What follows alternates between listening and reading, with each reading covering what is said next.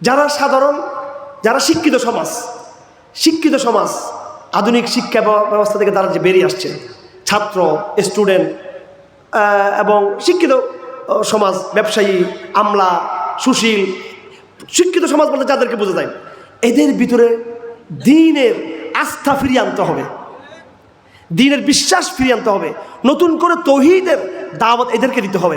এরা এই সিলেবাস পড়ে এদের মাথা নষ্ট হয়ে গেছে। এরা কোরআনে কারীমে আল্লাহ পাক সুবহানাহু ওয়া তাআলা মুনাফিকদের কথা নিয়ে আসছে, বারবার মুনাফিকদের কথা কেন আনছে? ইসলামের জন্য বড় থ্রেট হলো নিজের ঘরের ভিতরে নেফাক তৈরি হওয়া। একটা মুনাফিক প্রজন্ম হয়ে গেছি আমরা। একদিকে আমাদের এক পা মসজিদে, আর এক পা খালি পায়ে শহীদ মিনারে দাঁড়াচ্ছি আমরা। মসজিদ ছাড়া খালি পায়ে কোথাও সম্মান করা তাজিমের নিয়তে জায়েজ আছে? সত্য কথা বলেন, জায়েজ আছে নাকি? কোন মাজারকে খালি পায়ে তাজিম করা যাবে? সেজদা করা যাবে? তাজিম করা যাবে? তাজিম করব মসজিদকে। ওয়া মান ইউআযিম হুরমাতিল্লাহ ফাইন্নাহা মিন তাকওয়াল কুলুব। সম্মান মসজিদকে করব, সম্মান বাইতুল্লাহর ভিতরে তার জন্য দোয়া করা যাবে, জিয়ারত করা যাবে।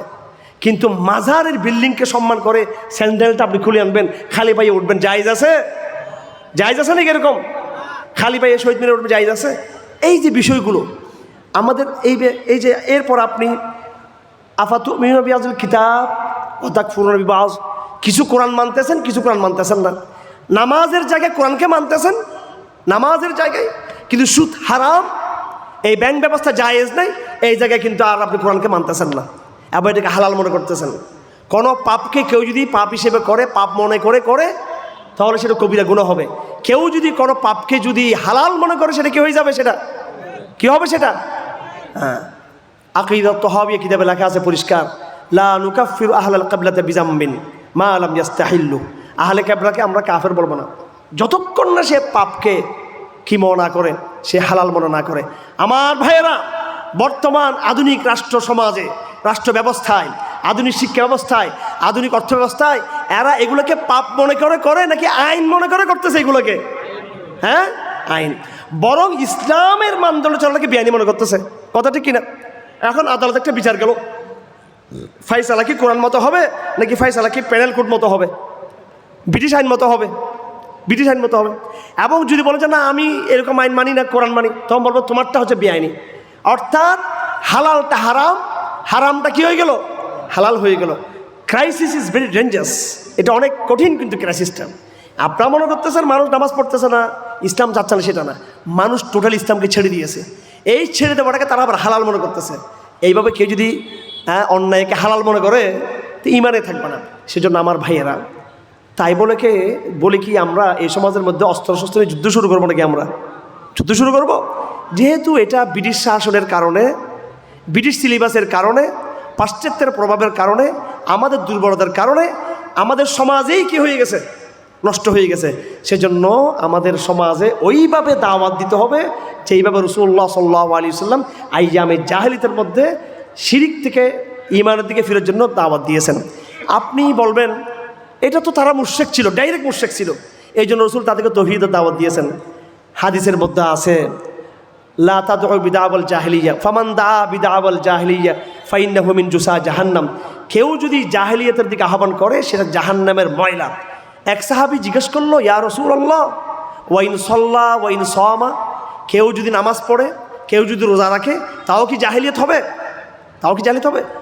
রাসূলুল্লাহ বলেন, ওয়াইন সাল্লা ওয়াইন সামা, নামাজ পড়লেও রোজা রাখলেও একজন মুসলমানের জীবন জাহেলিয়াতের জীবন হতে পারে। রাসূলুল্লাহ বলেন, আবগাযুন নাস ইলাল্লাহি সালাসা, তিন প্রকার ব্যক্তিকে আল্লাহ পাক সবচেয়ে বেশি ঘৃণা করেন। এক নম্বর হলো হারাম শরীফে যে কুফরি করবেন। দুই নম্বর ব্যক্তি হলো ওয়া মুবতাগিন ফিল ইসলাম সুন্নাতাল জাহিলিয়া, ইসলামে আসার পরে তার আচার আচরণ, তার লেনদেন, তার আইন আদালত, তার শিক্ষা দীক্ষা জাহিলিয়াতের মতো, তো সেই ব্যক্তি ইসলাম আসার পর কুফরি করলো, জাহিলিয়াতের মধ্যে আছে। রাসূলুল্লাহ বলেন আর হাদিসের মধ্যে, লা তারকাবুন্না সানানা মান কানা ক্বাবলাকুম শিবরান বিশিবরিন ওয়া যিরাআন বিযিরাইন। এমন একটা সময় আসবে যখন হে আমার উম্মত, তোমরা তোমাদের আগেকার বনী ইসরাইলকে, খ্রিস্টানদেরকে, কাফেরদেরকে প্রতি বিঘায় বিঘায় প্রতি গজ গজ তোমরা তাদেরকে অনুসরণ করবা।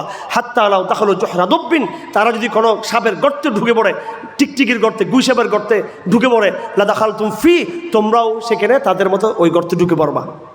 রসুলের ভবিষ্যৎবাণী। আজ আমরা মুসলমান জাহেলিয়ত মার্কা মুসলমান, আজ আমরা মুসলমান শিরিক মার্কা মুসলমান, আজ আমরা মুসলমান নেফাক মার্কা মুসলমান, আজ আমরা মুসলমান সংশয়বাদী মুসলমান। আল্লাহ পাক বলেন ইন্নামাল মুমিনুন, মুমিন হচ্ছে কারা? ওরা আল্লাযীনা আমানু সুম্মা লাম ইয়ারতাবু, এরপর তারা আর কোনো সন্দেহ করে নাই। এমন ঈমান আনবো যে ঈমানে সংশয় নাই। বলেন ভাইয়েরা, আমাদের বিচারকদের ইসলাম সম্পর্কে সংশয় আছে না নাই? আমাদের স্কুল কলেজ বিশ্ববিদ্যালয়ের টিচারদের বেশিরভাগ ইসলাম সম্পর্কে বিভিন্ন সংশয় আছে না নাই? আমাদের সাংবাদিকদের, সুশীলদের ইসলাম সম্পর্কে সংশয় আছে না নাই? আমাদের মিলিটারি এবং পুলিশ অফিসারদের ইসলাম সম্পর্কে বিভিন্ন সংশয় আছে না নাই? বিভিন্ন সংশয় তাদের অন্তর আছে।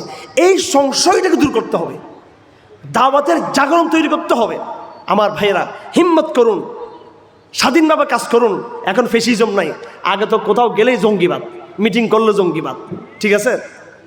এতেকাফ থাকলেও জঙ্গিবাদ। এতেকাফ থেকে ধরে নিয়ে গেছে চট্টগ্রামের এতেকাফ থেকে, বলে এটা জঙ্গি এতেকাফ। গত 17 সালে আমি কারাগার থেকে এসে দেখি, বলে এদেরকে ইয়ে করছে, এরা সব বেরিয়ে গেছে, পালা এতেকাফ ভেঙে গেছে। কেন?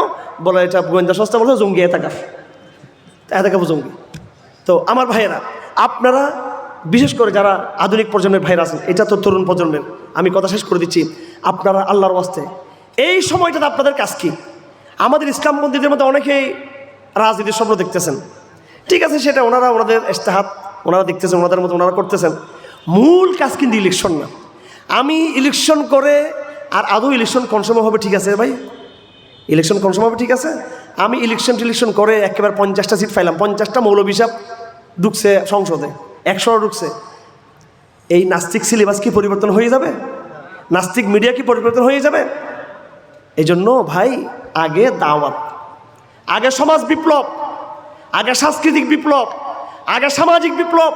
ঘরে ঘরে তৌহিদের জাগরণ শুরু করেন, স্কুলে স্কুলে তৌহিদের জাগরণ শুরু করেন, কলেজে কলেজে তৌহিদের জাগরণ শুরু করেন, বিশ্ববিদ্যালয়ে প্রতিটা ফ্যাকাল্টিতে আপনি তৌহিদের জাগরণ শুরু করেন।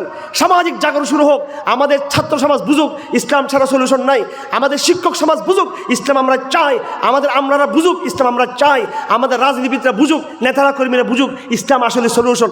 তখন তো বিপ্লব এমনি ঘুরে যাবে, রাজনীতি এমনি হয়ে যাবে। আর আপনি দাওয়াত না দিয়ে, তৌহিদের মেহনত না করে, আকীদার মেহনত না করে, সমাজ বিপ্লবের কাজ না করে, সাংস্কৃতিক বিপ্লব না করে উপরতলায় যদি রাজনীতি করেন, 5 বছর আমাদের হুজুরা ক্ষমতায় ছিল না বাংলাদেশে? 4 দল আমলে ছিল না? ছিল কি ছিল না? 4 দলের মধ্যে 2টা দল ইসলামিক দল ছিল, বিএনপি, জাতীয় পার্টি, জামাত ইসলামী, ইসলামিক ঐক্যজোট, সবাই তো ক্ষমতা। তো কী হয়েছে এরপর আমাদের ফাঁসি হয়েছে আর কি, হ্যাঁ ঠিক কিনা? নাকি না? 5 বছর ক্ষমতায় ছিলাম, এরপরে ফাঁসির মঞ্চে গেলাম। আমার ভাইরা, বাংলাদেশে আর এই ভুল করা যাবে না। আগামী দিনে আমরা বাংলাদেশকে অবশ্যই ক্ষমতার মসনদে দেখতে চাই আমরা, 5 বছরের জন্য না। আমার ধরে কেউ টেনে নেবে সেরকম না। আমরা দেরিতে যাব, যখন যাব তখন আর নামবো না। আমরা তাড়াহুড়া করে যাব না, হুটহাট করে যাব না, হুটহাট করে যাব, হুটহাট করে দ্রাস করে পড়ে যাব, ওই যাওয়াতে কোনো লাভ নাই। এজন্য ইসলাম বিজয়ী হয়েছে দেরিতে। মক্কার ডলানি খেতে খেতে, মার খেতে খেতে আরেক ডলার দিছে রসুল্লাহকে আল্লাহ পাক হিজরতের, আরেক ডলার, আরেক কষ্ট। ওখানে গিয়ে কি শান্তি ছিল রসুল্লাহর? লড়াইয়ের পর লড়াই, লড়াইয়ের পর লড়াই, যুদ্ধের পর যুদ্ধ, কথা ঠিক না বেঠিক? এরপরে গিয়ে ইসলাম মোটামুটি একটা জায়গা দাঁড়িয়েছে। হ্যাঁ, আল্লাহু আকবার। অনেক স্যাক্রিফাইস, অনেক ত্যাগ লাগবে আপনার, অনেক ত্যাগ লাগবে। বড় কষ্টটা হবে এখন নিজের লোকদেরকে বোঝানো ইসলাম।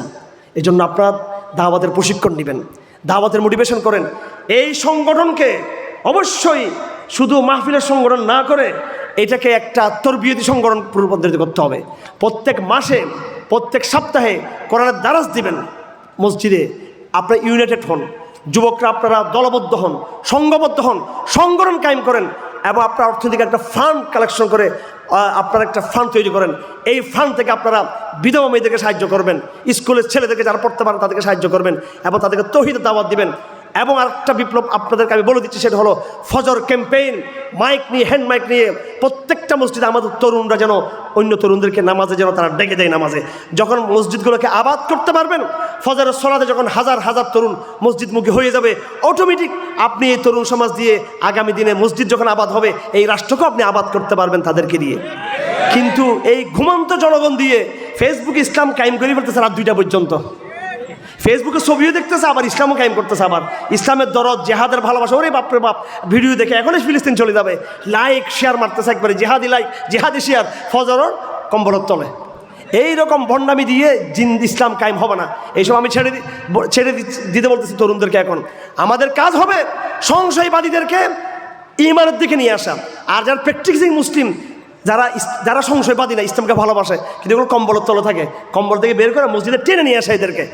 এইভাবে একটি জাগরণ তৈরি করেন, আপনারা জাগরণ তৈরি করেন, তখন দেখেন কাজ হবে ইনশাআল্লাহ আজিজ। এইটা সুযোগ, দাওয়াতের সুযোগ। আল্লাহ পাক সুযোগ বারবার দিবে না, এই বাঙালি সমাজকে সুযোগ বারবার দিবে না। 4 দল আমলে আল্লাহ পাক সুযোগ দিয়েছিল দাওয়াতের কাজ করার, আমরা করছি রাজনীতি আর করছি নিজেরা যা মারামারি। আপনি দেখেন না ইসলামী দলগুলো কি মারামারি শুরু করো আগামীতে নির্বাচনের সিট নিয়ে। এই বলবো আমি এখানে চাই, ও বলবো এখানে চাই, লাগবে তারপর মারামারি। আমি এই সমস্ত এগুলোতে নাই। আপনারা থাকলে থাকেন কে ভাই, আপনারা থাকলে আমি আপনাদের সাথে নাই।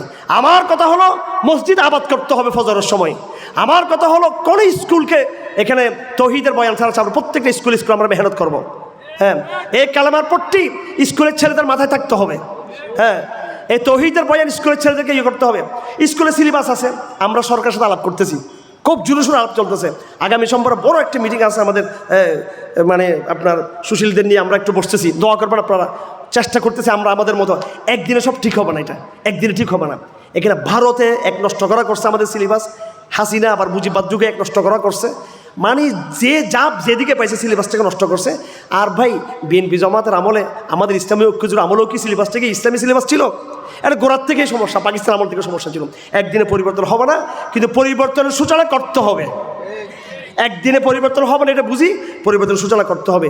এই জন্য আমরা রাজনীতির চিন্তা না করে আমরা সিলেবাসকে ঠিক করার চিন্তা করি, রাজনীতির চিন্তা না করে মসজিদকে আবাদ করার চিন্তা করি।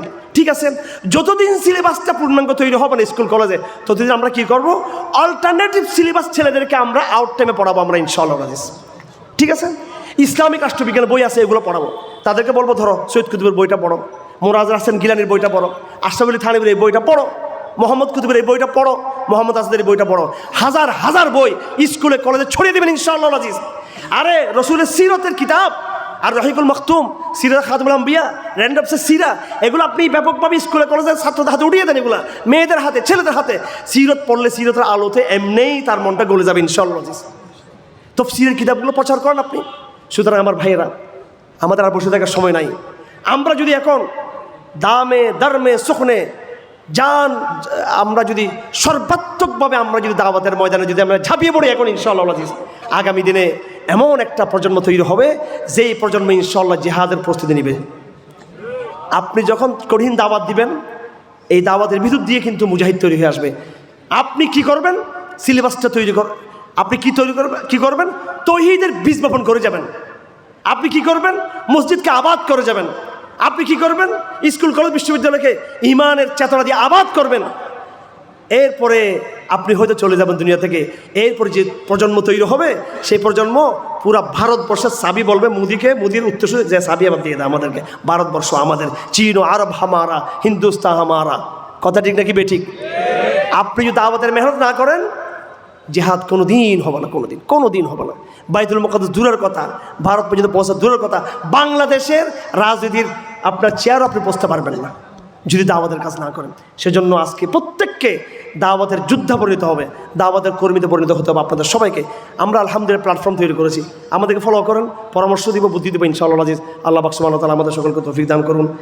ওয়া আখিরু দাওয়ানা আলহামদুলিল্লাহি রাব্বিল আলামিন ওয়া সাল্লাল্লাহু তাআলা আলা খাইরি খালকি মুহাম্মদ ওয়া আলিহি ওয়া সাহবিহি আজমাইন। আসসালামু আলাইকুম ওয়া রাহমাতুল্লাহি তাআলা ওয়া বারাকাতুহু।